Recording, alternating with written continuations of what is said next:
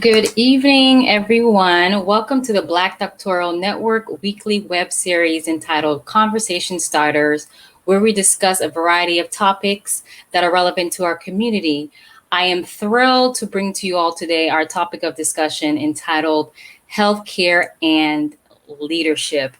We have a packed full panel this evening of four scholars that will provide their expert knowledge in regards to healthcare and leadership.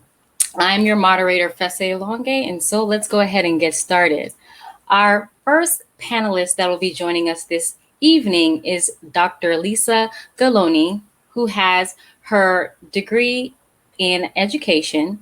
She currently is a psychiatric nurse practitioner and also vice president of education at Innovative Sim Solutions LLC. She's also an accomplished senior executive and advisory board member. Her research interests include talent management and acquisition, organizational leadership, executive coaching, and curriculum design. I welcome you this evening, Dr. Galoni. Thank you. Glad to be here. Wonderful. Our second panelist joining us this evening is Dr. James Bush, who currently has his PhD in healthcare administration from North Central University. He is an accomplished author, speaker, life coach, and a decorated military veteran. He currently is a senior solutions trainer and consultant for Thrive. He also has a nonprofit known as Lizzie Porter Foundation. His research interests include diversity and inclusion in healthcare leadership, also focusing on increasing healthcare awareness and education among African Americans. I welcome you, Dr. Bush. Thank you. Truly a pleasure. Wonderful.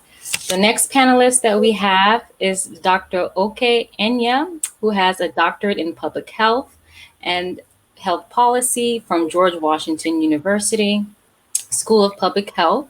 He's also a CEO and founder of Enya Strategies, a health policy and consulting firm. He's also a scholar and activist. His research interests include intersections of race, gender, equity, and policy with respect to experiences of Black men and boys. And I want to say, welcome you, Dr. Oke Enya. Thank you for having me. And last but not least, we have Dr. Frederick White, who currently has his PhD in public affairs and policy from Portland State University, Hatfield School of Government. He currently is an accomplished author and speaker and serves as senior management analyst with the Department of Veteran Affairs. His research interests include leadership and strategic planning. I welcome you, Dr. White. Hey, glad to be here. Thanks. Well, let's go ahead and get started for this wonderful discussion. I'm going to go ahead and jump into the first question that I have for you all, which is, how would you describe the relationship between healthcare and leadership? I'll go ahead and start with Dr. Galoni. Yeah, so there's definitely a tie there right now. We're in a very volatile position. And currently we have no leadership with a plan, a comprehensive plan. So it's very critical. I know that we all know that the major concern right now is pre-existing medical and behavioral health illnesses. And with this pandemic right now, we should be increasingly concerned based on what we know of long life medical issues that precede the COVID. In my, as a psychiatric nurse practitioner, I have seen a lot of patients with no ability to pay for services, or they have Medicare, Medicaid, and a lot of psychiatric services do not take insurance or Medicare or Medicaid. So the lack of insurance during this administration is a problem. Thank you for highlighting that with regard to healthcare access and the lack of insurance being actually definitely a barrier. Dr. Bush, what are your thoughts? I'm going to agree with our good doctor there. Just overall access and the peer leadership is definitely needed in this particular time. It seems to COVID. It seems to hit at a perfect storm where obviously this particular administration has attacked the ACA, which of course increased access by 1/3 to the African American population. That same population that has an exorbitant amount of pre-existing conditions based, of course, on our history here in this country. Um, Without that clear leadership and that guidance, we are now being put in situations where this particular community is the mass majority of the that deaths and of course are grossly impacted by COVID-19. Furthermore, if you are looking at it from just a hospital perspective and access to those particular facilities, that leadership is needed not just at the White House level, but at the local level in these community hospitals and these community organizations. You have to represent the population to which you provide service to.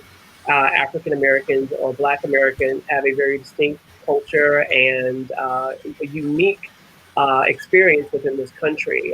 It also ties directly to how we interact with our providers and how we adhere to medical plans that have been given to us. That's very difficult to do if we don't have trust in those providers or trust in leadership at that particular facility. So, but that's a whole nother extensive long No story with worries. trust in African Americans in America. No, definitely. Thank you for highlighting the importance of having the appropriate leadership at various levels within the healthcare sector. Dr. White, what are your thoughts? I would agree. It's a real strong connection between leadership and healthcare. Uh, Really, in any industry right now is just suffering from a general lack of leadership.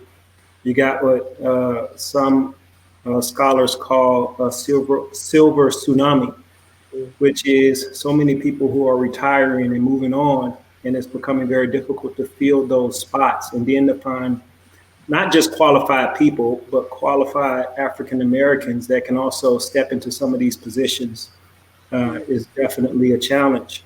You also have the increasing complexity of healthcare.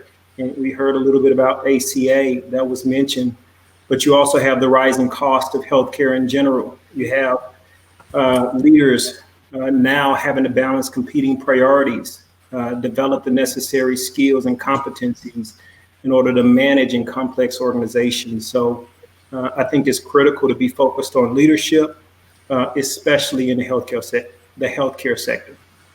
Okay. Thank you. And for highlighting the economic portion of that within healthcare when we are looking at costs as they are rising. Dr. Enya, what are your thoughts?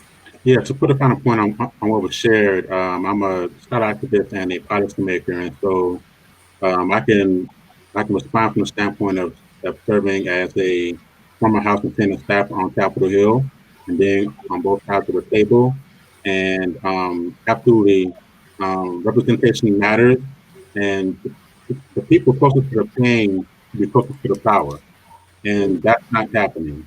And I think also what's important to unpack is the pipeline issue. How do we get enough um, Black and Brown people around the table to advocate for our own unique needs? Because if you're not at the table, then you're on the menu. Mm, And so I think that being able Mm. to really leverage um, our Black brilliance and strengthen and linking up the pipeline for Black and Brown people to get to the table and also learn how to advocate and make our cases can further ensure that we can get the funding and resources that we need to support our people. right. And you said something very, very profound. I just want to highlight real quickly. If you're not at the table, you are on the menu. So representation is very critical in no matter what sector, especially within healthcare. So thank you for bringing that point up. So I want to move into a little bit more specifically highlighting when we're talking about leadership styles. How important is a type of leadership style in effectively leading healthcare organizations? I'll go ahead and start with Dr. Garloni. Okay. Well, we know healthcare industry right now presents so many challenges. Providers, as a provider, we're expected to deliver quality, most efficient, high quality care in the most stressful environments. And navigating through these challenges requires, effective and ethical leadership. And so I think right now we need more innovative leadership because that's going to focus on how to succeed in unpredictable circumstances. And it'll hopefully foster, I think, with innovation, an environment conducive to the innovation within the healthcare organizations. Okay, thank you. Dr. Bush, what are your thoughts? With my specific role, being a senior solutions trainer and consultant, I've had the wonderful opportunity to travel to about 50 of our wonderful United States and working, closely and in hand with the project lead teams and the CEO or the C-suite for a lot of these hospitals, both in rural sectors and in major metropolitan areas. And what I've discovered, the best leaders are servant leaders in some of these organizations, where some of the processes were falling short were those leaders who had no idea what anybody was doing or how the organization was run as a whole. They came from different, while anybody can lead, or anyone can be a CEO, not everyone is a leader, I should say. Some of the people that have entered into some of these roles in the C-suite were excellent bankers. They were excellent store managers, but not so great at leading a healthcare organization. And it takes a special person to really understand what they're doing in the trenches as far as patient care goes. Someone who actually lives and breathes the mission for the organization. So I think, especially in a time like this, you definitely need servant leaders. It's someone who understands what's happening at the front line, from the time that the patient walks in the door to the time that they're discharged, and even when it's in the billing cycle as well. Okay, thank you. Thank you for highlighting servant leadership for us. Dr. Enya, what are your thoughts? Yeah, so there are several types of leadership, obviously. I think, but to start off, change starts with you. I think it's important for you to get clear on how you lead. And there's also a difference between leadership and management. And I think being able to be adaptable and knowing how and when to pivot and adjust and be flexible to address the pressing concerns that are present, I think is pretty important. So that is rooted in the extent to which you have a strong measure of emotional intelligence and being self-aware, being able to self-regulate, um, to be empathetic, and to really understand how you are first, and then asking yourself the question, okay, how can I serve you? And so it is leading by serving and asking yourself, okay, I am in this current space. What are the various ways in which I can make this place better? And so framed differently, it's about the notion of any space that you enter, it's about um, leaving that place better than how you found it in the spirit of servant leadership. Okay, well, thank you for that. Thank you for highlighting that there is a difference between leadership and management. And oftentimes, a lot of people think they are the same, but they actually are not. So, Dr. White, what are your thoughts? No, I agree with everything that I've heard. I'm so excited because whenever I talk about leadership, a lot of times we think about leadership, we think about influence. How are we influencing people? But there are different dimensions and components to leadership. You have to think about yourself and managing yourself. And I think, some of my colleagues mentioned that. Another component of leadership is managing people. And right now, again, what we see is the need to be able to also manage change. So leadership is critical. I don't know if it's about having just one leadership style. I really embrace the situational leadership, right? There's a time when a leader has to be more authoritative. In an emergency, I'm not looking for a leader to lead by consensus. How do you all think we should handle this fire, as it's burning the building? At that point, I need direction. I need more authoritative style of leadership.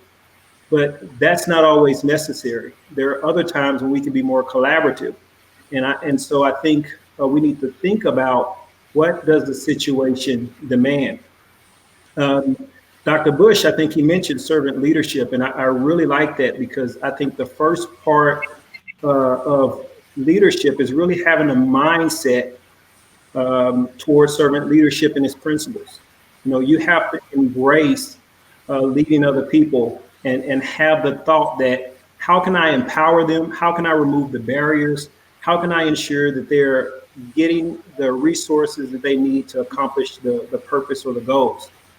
I think we then add the skills, ensure that they have the technical, the human, the conceptual skills, the ability to be able to think through a vision, a strategic plan, and align the resources. And then finally, I think, again, there are some specific behaviors that our leaders need to be able to demonstrate. So again, I think it's situational, and I think we really need to be able to evaluate the situations to determine what style of leadership is appropriate. Thank you for that. And what I enjoyed that you all did was actually provide various styles that the audience can actually get an understanding of, because people think that there's just one strict leadership style that fits every type of situation. And as everyone has provided, like Dr. Galoni stated, the innovation or having more of an innovative type of approach. We have Dr. Bush talking about servant leadership. Dr. Enya highlighting that there is a difference between leader and management, and also exercising emotional intelligence. And then with Dr. White really bringing that all together, stating that there's not one specific style. It is receptive to the actual situation. So that is very important, that you all are sharing that information with our audience. I really appreciate that. So the next question that I have is, do you believe that organizational culture can influence the effectiveness of leadership in the healthcare sector? I'll go ahead and start with Dr. White. So I'm going to say yes. I do believe that the organizational culture can influence the effectiveness of leadership, but I think more importantly, effective leadership can influence the culture. And I really think that that's where the magic is. Having a leader that's able to establish a vision that they could share with those that they lead, having a culture that's focused on the customer, really being able to have the conversations to establish what are the customer needs. If we're serving a specific community, let's say the Black or the African American community, I can't serve them appropriately without understanding their needs.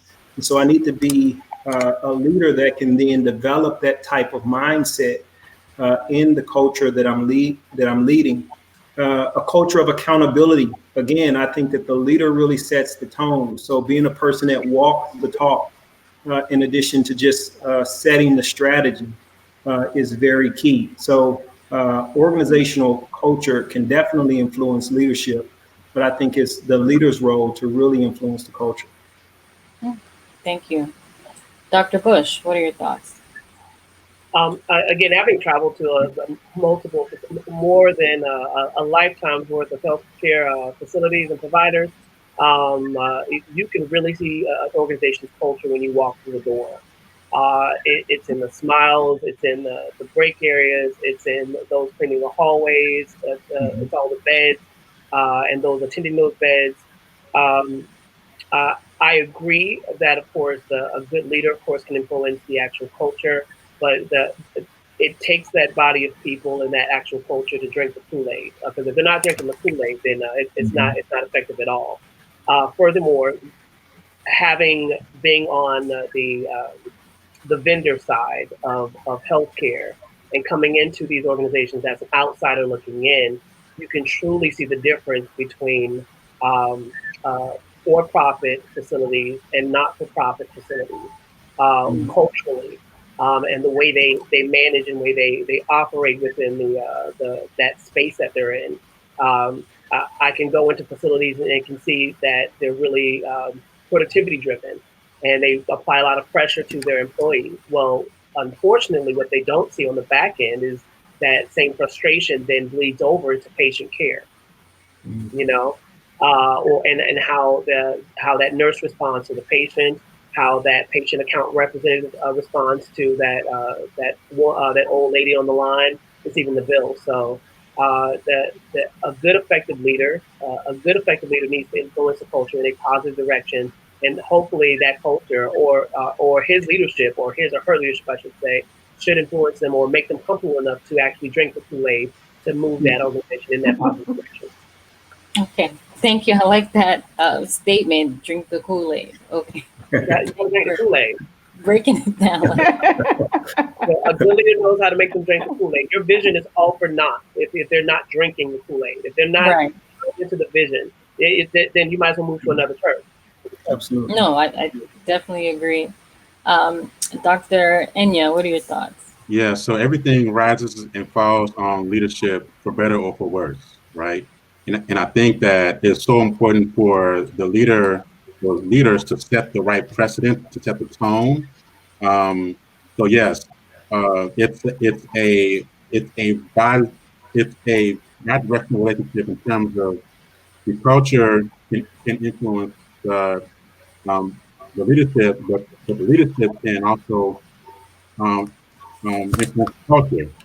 So there's a saying that says, well, two sayings. One that says that you have to love the people in order to lead the people. And then also you have to know those that labor among you. So if that leader, again, kind of is centered on who they are and what value they bring, then they are more likely to be able to influence the culture. And that attitude should permeate and create a culture for others to show up as their best selves. And I think also in terms of the culture and leadership, it should be rooted in one's core values. Like what are your core values that will ground you and will keep you solid when challenges come and when the energy ebbs, right? So I think those factors are critically important and can inform the extent to which there is a healthy culture and healthy leadership. Mhm. Okay, thank you. Dr. Galoni, what are your thoughts? Hmm. So, when I think about organizational culture, I serve on several advisory boards. And one of the things when we're picking members to be on the advisory boards, we look at organizational culture fit. Do they fit this organizational culture? Mhm. And I'm going to tell you that's more important to me than skill set a lot of times. For example, I serve on innovative SIM solutions. I'm looking at, are they able to solve problems? Are they innovative thinkers? Do they think differently? Can they look outside the box? And then it looks different on another advisory board that I'm on in regards to serving in North Philadelphia, Blessings Home Care. And so on that advisory board, there's a lot of unknown factors that come up. So I need those sitting on this committee that contend with unknown factors and unpredictability. And a perfect example is when COVID hit us all of a sudden and we just shut down the country. We had to adapt, and telehealth was one way that we had to adapt. Absolutely. And so I need those innovative thinkers on those advisory boards. So, and do they fit that our culture? So very important, yes. Great point. Thank you for adding that information. And I love how all of you pretty much broke down and synthesize that organizational culture comes with so many various aspects. It's not a standalone concept. From like Dr. Galoni stated, do they actually fit the culture? You have to actually understand the needs of the organization, also the type of institution that you are currently part of, whether it's for profit or nonprofit, does also influence the effectiveness of the leadership, and also highlighting the importance of the core values of the actual leader is very important when we're talking about healthcare and leadership. So thank you all for that response. So I want to switch a little bit to the direction and look more so on the outcomes and with regard to access of healthcare services. What disparities do you witness as it relates to African Americans accessing healthcare services? And how do you think leadership can address this? I'll go ahead and start with Dr. Bush. Ooh. Did you feel my blood boiling or something? I don't, I know. I don't know. Woo. Okay, well, get me started on that. Well, there's a number of things. There's a great number of things. We have to, in order to solve the problem that we are currently facing within the African American community, it can't just be solved with just leadership alone. Our problem with, of course, systemic racism has affected our health and our economic standing across the board.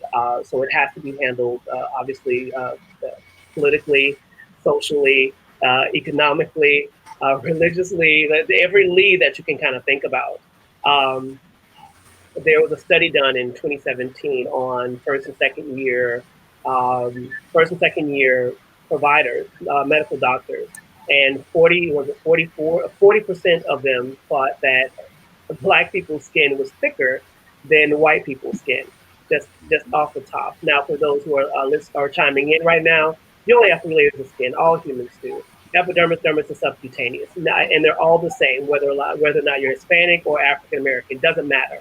So that's preposterous that they would think that. Now, these individuals had not been, had that information not been caught, they would have matriculated through that institution and been right in somebody's facility, now handling their pain. Other studies show that, of course, that African Americans, when we're treated for pain, they think that we can just take it. Well, she can take it. You can take it. Don't worry about it. Okay, which of course then increases our mortality rate. We're higher in everything. Now, where leadership comes into play is there's something called quality assurance at facilities. And when you're speaking about healthcare, if my 78-year-old grandmother goes in and she states that she wasn't treated well by that particular provider or that nurse practitioner, and she goes to file a complaint with that facility, well, she's looking at an executive who doesn't even understand her culture, who already has some sort of implicit bias towards her and thinks that her pain wasn't valid in the first place in the back of their mind. So this is where good, sound leadership and representation is going to matter, because you need people, as mentioned before, to be at the table, because otherwise you become a meal for that at that table. So I can't express more. I think I'm rattling on, but representation matters, and we need of course, to have a place there so that someone can speak to the needs of our community. No, thank you for that, breaking it down to that degree. And for our audience members that are actually tuning in, this is a very important topic. As you all know, healthcare has always been on the political platforms. So I'm encouraging everyone who is viewing to share this information with your loved ones, family members, your colleagues. And if you are tuning in, just go ahead and comment. We would love to hear from you and hear your thoughts, so we can definitely acknowledge them throughout our conversation.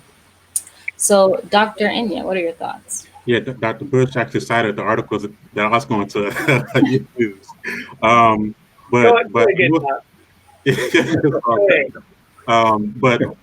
I will say that I also came across some articles. In fact, I think I read some today where the lag time. So when Black residents will call an ambulance, there were studies that found that there was more of a delay when in terms of getting to the Black residents than white residents. And so So that is a stark and obvious disparity that speaks to a lot in terms of whether Black lives really matter, right? And so I think one way in which we can help to move the needle as it relates to better training of medical students, residents, other allied healthcare providers is cultural humility and really grounding the training at some point somehow long term for that healthcare provider to to be introspective and to have an open mind, have a listening posture when it comes to treating patients from different backgrounds. There have been studies. It is in the literature that says that when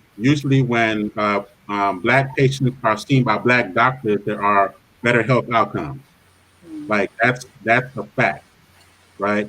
And so I think kind of one way to tackle it is in the workforce space. How do we best train our future physicians, future nurses, future PAs, to uh, connect with patients from different backgrounds? So No, thank you for highlighting those additional variables in the context of healthcare that we often don't look to. When you said the response time, because you said of the EMS responding to somebody in need. So thank you for that. Dr. Galoni, what are your thoughts? Yeah, so I'm going to address this coming from a mental health perspective. There's a huge shortage of psychiatrists right now. And a lot of the psychiatrists that are out there, as I said before, they don't take insurance, they don't take Medicare, they don't take Medicaid. Why? They don't have to. They market to a certain demographic. And why don't they take those insurances and Medicare, Medicaid? Because the reimbursement is just a fraction of what they get for self-pay. And they can market to a demographic and they can get paid $200 to $600 for a psychiatric evaluation.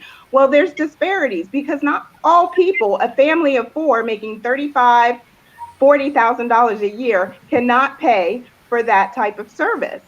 So then we have these community centers who are overpopulated and they don't have the funding. They lack the funding to support especially the Black and Brown needs in the community in regards to mental health. So I could go on and on about this. And one of my goals as a psychiatric nurse practitioner is to try to work on closing that gap. How can I serve the unprivileged, the underprivileged, the vulnerable population that so need mental health services right now? Well, thank you. I didn't know that with regard to the psychiatric field that there was such a shortage, like you highlighted, and them not taking certain insurances. I think a lot of our audience members may have not known that. So thank you for sharing that information. And this just goes to highlight that the disparities are very present and are continuous within our society. Dr. White, what are your thoughts? Well, I like the statement. One of your last statements was, I just didn't know. And I think that that's one of the disparities when we think about our community is they just don't know. It's about education. And so you start to think about, well, how do we continue to educate the communities that may be underserved? How do they get that information? How do they gain that knowledge? I think that that's really where the opportunity for leaders is. There's a term, going to the gemba. It means going to where that action is happening, going to where the work is being done.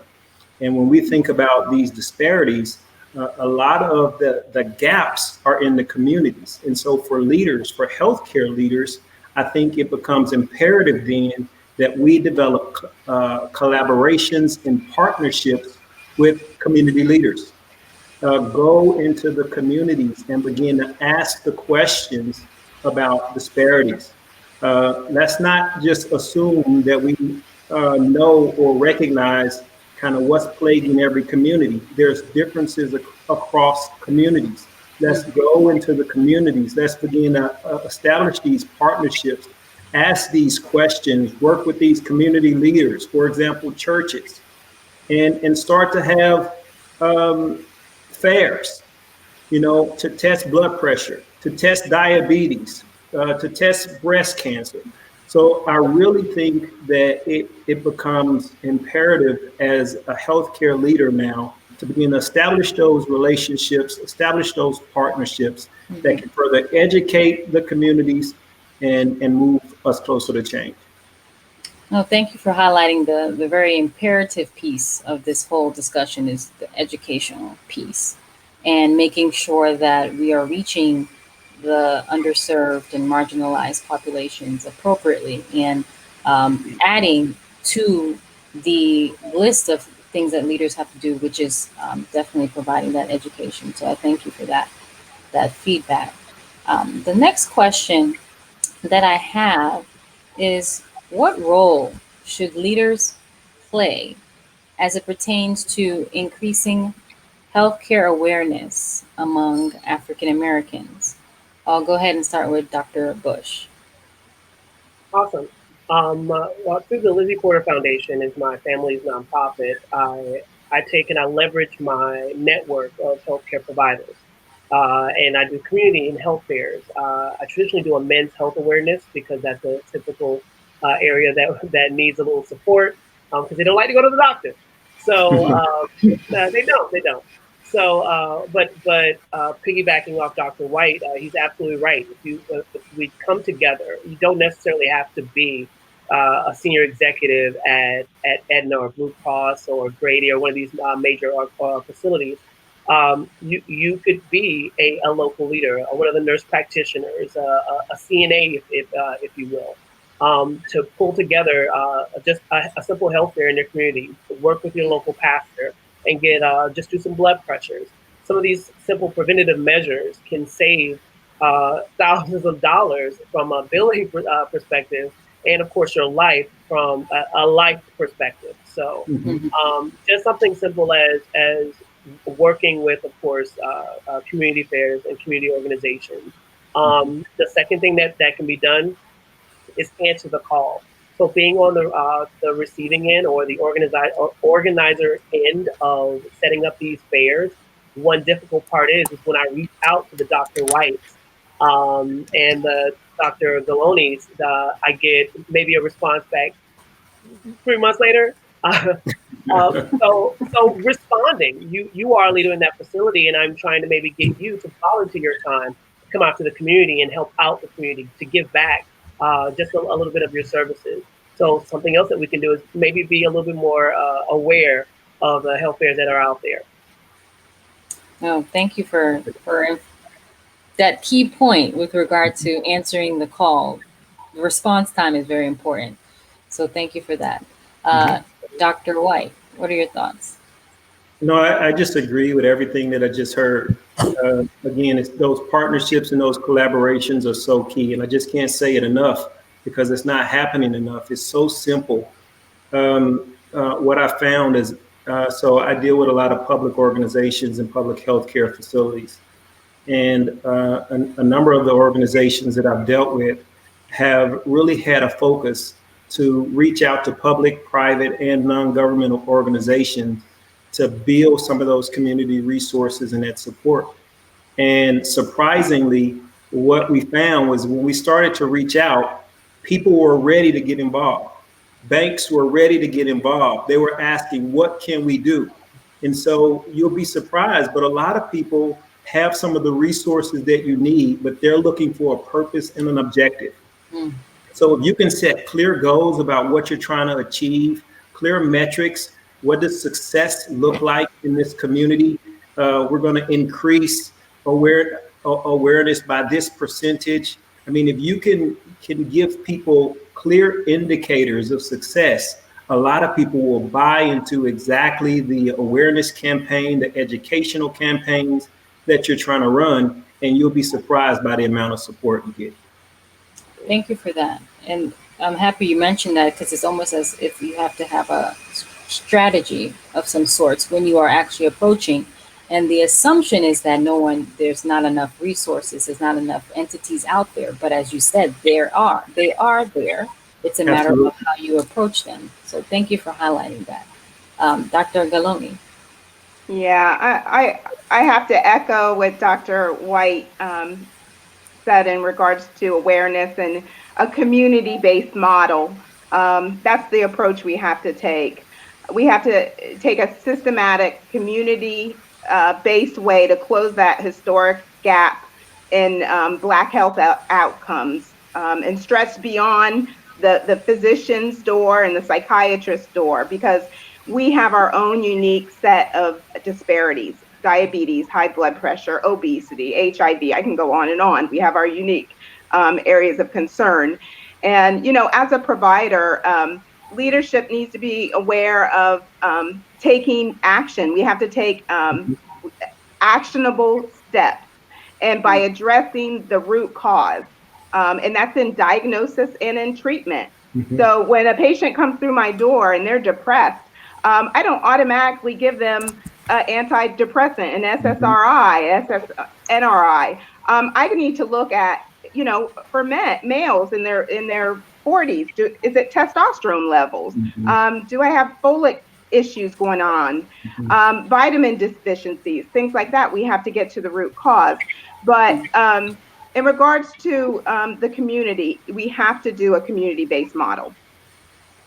No, thank you for that. And I love how you mentioned that your approach is a bit more comprehensive in that you're actually going back and looking for the cause versus trying to treat the symptom that they're actually presenting with. So thank you for that. Dr. Enya, what are your thoughts? Yeah, to put a final point on what was shared, I think one fundamental part of it is building meaningful relationships, because your network is your net worth. And I think it's also important to have either an education campaign or an advocacy campaign that is centered on 6 pillars: how you define success, which was already mentioned, who is your audience, what type of research you have to do to learn about the issues, what is the overall strategy, what are the tactics um, that you're going to employ, and then the messaging. Like, who are the messengers, and what is the message going to be? How are you going to frame the information, the content, so that it connects in a visceral way with the community?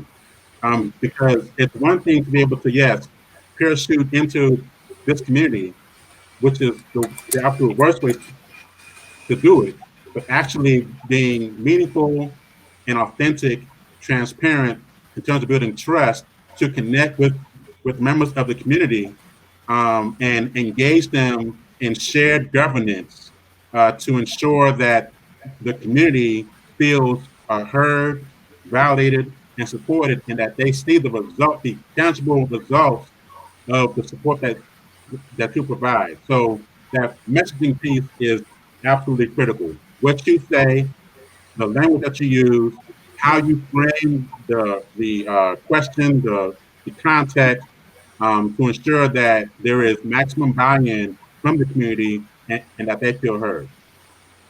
No, thank you for highlighting the symbolism and the narrative associated with the message. And just want to reach out to our audience members again. This is a great conversation.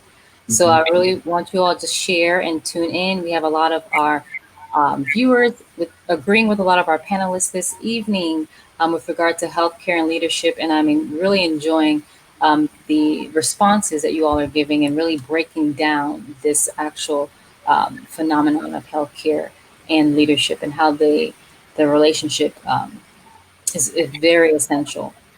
The next question that I have is, how imperative are external factors, as we've discussed, community, local organizations, in facilitating adequate healthcare services? I'll go ahead and start with Dr. Gerloni. Okay. I think our audience can take with them that community-oriented care model Yes. if they don't take anything else.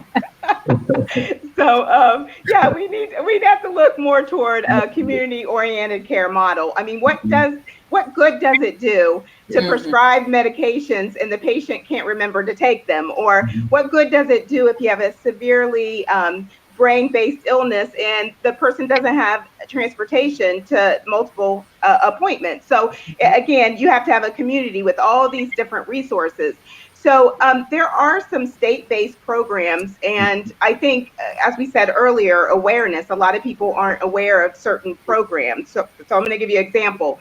So for first episode psychosis, there are state programs that will pay 100% of services, and that those services include a psychiatrist, a therapist, a social worker, a case manager, transportation, job training, um, employment services, that's job training, but housing, things like that. So that's a comprehensive in a community-based model where it addresses all of their needs. You can't just, it's like a puzzle. You can't just have one piece of the puzzle and expect great outcomes. And, a lot of people don't realize that these services are out there as well. So we go back to the awareness. Right. So. Definitely. Thank you for highlighting that, specifically with regard to availability of state services. Dr. White, what are your thoughts? I mean, it's short and simple. I think we've kind of hit on this a lot, but they're critical. When I think over the course of my life, it's not very many things that I've done alone and been successful. It's required a team. And so when we start thinking about making long-lasting change, it's going to take more than just the healthcare facilities. It's just going to take more than just the community leaders. It's going to take more than just the private organizations. It's going to take everybody working together. And that's so critical. Before you can meet the need, you have to identify the need. And sometimes we don't, again, know specifically what those needs are in the community. So, and even if we do or feel we got a good handle on what the need is, if we don't engage those community leaders, both formal and informal, then we're going to miss the engagement of that community.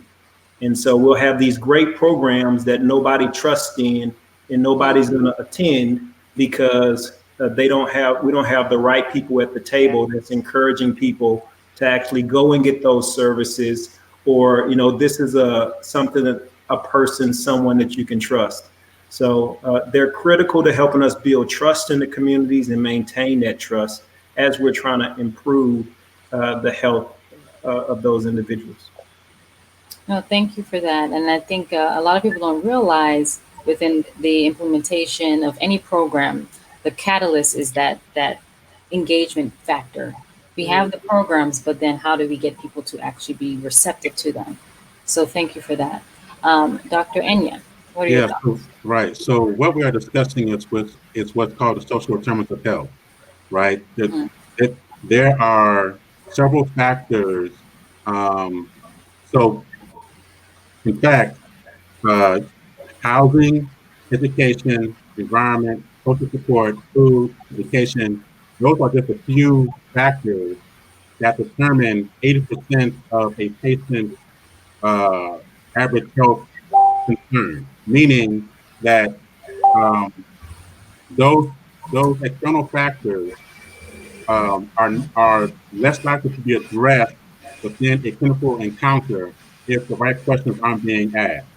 And this gets at the wraparound part as well. So if doctors, nurses, PAs, dentists, whomever in the healthcare field are not asking or taking into account the social context in which people are living and asking those questions and referring them to the other support services that are available, you're going to continue to have the stark disparities that we see today. So part of it is how do we dismantle and disrupt systems, because from an upstream perspective as well, policy is only as good as those who create it. But that policy has to be informed by what's going on the ground in the clinic. So Okay. No, thank you for breaking it down to that degree. I really appreciate that.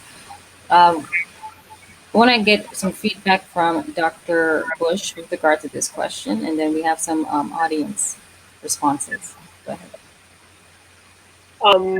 I can handle both actually. I saw the audience question. The audience question was, what are some ways to engage leaders to work together?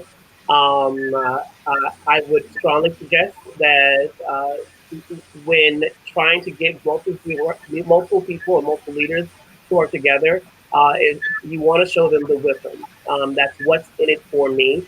So it's an acronym. They want to know the wisdom, and of course, what's the goal at the end for them. If you could let them know that increasing awareness or healthcare awareness in this particular community can in turn drive revenue for your facility, that will be a great wisdom for that healthcare facility to be more engaged in that community. Um, Furthermore, to bounce back to the previous question, I think, along, of course, with the community-based model, we need to drive forward with education in our community, and education on multiple factors. Not, of course, not just on those preventative measures that we can take as healthcare providers, but things like access to service for the indigent population. We need to talk about maybe, obviously, PTSD for the African American community. Um, there's a book by Dr. Joy DeGruy, I think. Please forgive me if that name is wrong, but it's called Post-Traumatic Slavery Disorder. And it's a wonderful read if anyone, of course, has time to read it. But it talks about, of course, how some of these traumas are passed along from generation to generation, and we, of course, perpetuate those traumas on our kids and our family members, and of course, ultimately our community. Being a veteran myself, I of course know about PTSD, and it's a great analogy for, of course, the community. And lastly, of course, uh, education on addressing the mistrust within the African American community as it revolves around healthcare, and how we feel about the healthcare system in the United States. Thank you for your response. I want to ask one of our other panelists, Dr. Goloni, what are your thoughts with regard to the audience question, how to engage leaders to work together? Yeah, I got some feedback here. I think that we have to look at where we're coming from. You made a good point, Dr. Biddle. Trauma and PTSD is something we really got to address.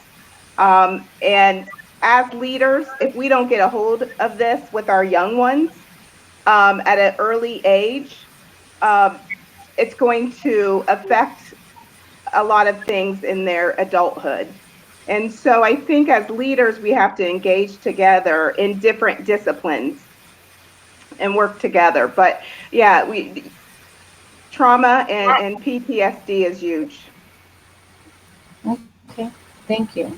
So I want to move on to the final question that I have for all of you, which is, what are some ways that we can continue to develop the relationship between healthcare and leadership?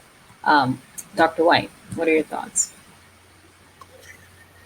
Yeah, so I think that this kind of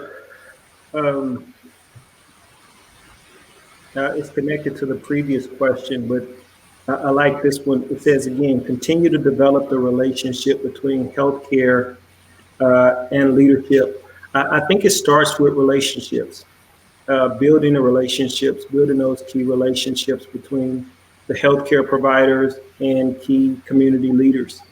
I think it's about identifying specific objectives and goals. Dr. Bush talked about the with them, what's in it for me, but it's really around kind of creating it and being very clear about the purpose. You know, what is it that you're trying to achieve? It's about being authentic as you establish these relationships. You don't have to know all of the answers. Sometimes it's just walking across the room, starting the conversation, pulling people together and saying, you know what, I know we have a problem. I know we have a issue or concern. Let's talk about how we can solve it. And so you don't even have to come with all of the answers all of the time. You can just be the person that gets it started, that coordinates the meeting, that gets the discussions and conversations started. And so that's some ways that we can continue to develop the relationship between healthcare and leadership. Well, thank you for that answer. Dr. Enya, what are your thoughts? Yeah, so I think, as I mentioned earlier, one fundamental pillar is emotional intelligence, and the extent to which you have traveled along that journey to get to the place where you are comfortable and confident and secure in yourself enough to continue to engage um, your family, your friends, your colleagues, your coworkers, those, and in fact, those that don't agree with you politically or have a whole different, worldview. So I think, again, as well, adding to that, what are your core values and being clear on your core values and the ways in which you can bring value to any of these relationships, and being okay with that. Like, okay, so, because me personally, it's about how can I leave this place better than how I found it. And but that is driven and informed by me being solid in my value and worth and being able to leverage and tap into that as I explore who would be willing and able to partner with me to move things forward. Okay, thank you. Dr. Bush, what are your thoughts? One way that we can develop a relationship between healthcare and leadership. Now, I think this one's going to speak directly to all of the academics and the scholars who are listening in. We need to make sure that we are publishing and presenting. Publish and present. Everything that we've discussed today, all the policies and procedures that are on Capitol Hill, our D&E, our diversity and inclusion or entities at our respective organizations, all of those things are being driven by publications and research. And if we are not putting out our ideas and the things or the issues within our community, then they have no choice but to go and pull from the other thoughts and ideas and apply those to our particular situation.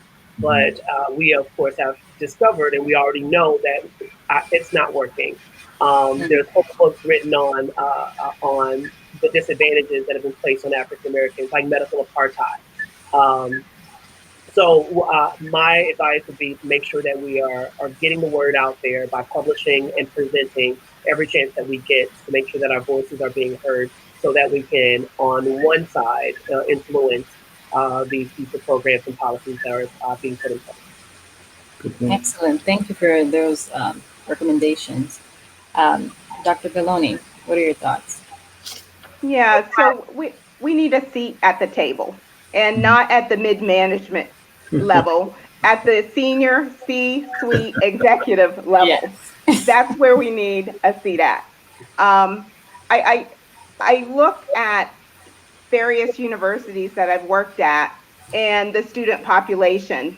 And when I look at decisions that are being made,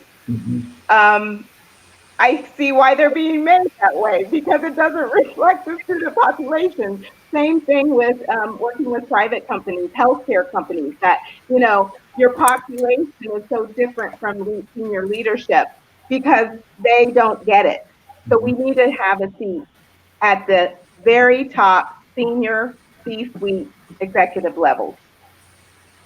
Well, thank you for emphasizing that. No middle management, CEO, senior level. That is very important. But I just want to say a huge thank you as we come to the conclusion of this profound discussion on healthcare and leadership. I really appreciate you all for taking time out this evening to share your knowledge and information. You I don't think in these moments people don't realize how profound their information is. So I really want to thank you all for taking time out to do that. And for our audience members who are tuning in, I hope you actually enjoyed providing this information. And I just want to take a moment out to reach out to you all, our panelists, and just provide your contact information so that if any of our audience members or viewers are interested in connecting with you, they can do so. Dr. White. So if you want to connect with me, again, you can reach me by email at frederick.white.jr@yahoo.com. That'd probably be the easiest way to reach me. And I'll try to respond. I won't allow it to be three months, like Dr. Bush said. I'll try to get back to you as soon as possible. Thank you. Dr. Enya. You can reach me on my website, which is courses.enyastrategies.com. That's ENYIA strategies.com. I'm also on IG and Twitter at Enya Strategies. Again, that's ENYIA STRATEGIES. I'm also on LinkedIn. That's my name, OKEY Enya, ENYIA. Thank you. Thank you. And Dr. Bush. I'm Dr. Bush on everything, www.drbush.com, drjbush.com. Email the same, and Twitter and IG is Dr. J. Bush. Thank you. And Dr. Galani.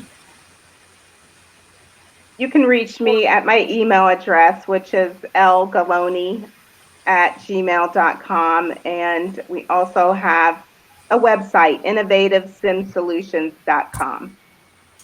Thank you all. Again, thank you, panelists, for this incredible discussion. I hope that in this context that you all were able to enlighten yourselves as well as enlighten the audience members. I just want to inform the audience that the time has come. Our conference will be taking place next week from October 29th to 31st. So if you have not registered, please do so and inform all your friends, families, and colleagues to go to blackphdnetwork.org /2020 conference. We will not be live on the air next Friday as the conference will be in full swing, but we look forward to seeing you all next time on November 6th, the following Friday. And again, I am your moderator, Fesse Longe, and we look forward to seeing you next time. Have a great evening. Hey, thanks, Feste. Thank you all.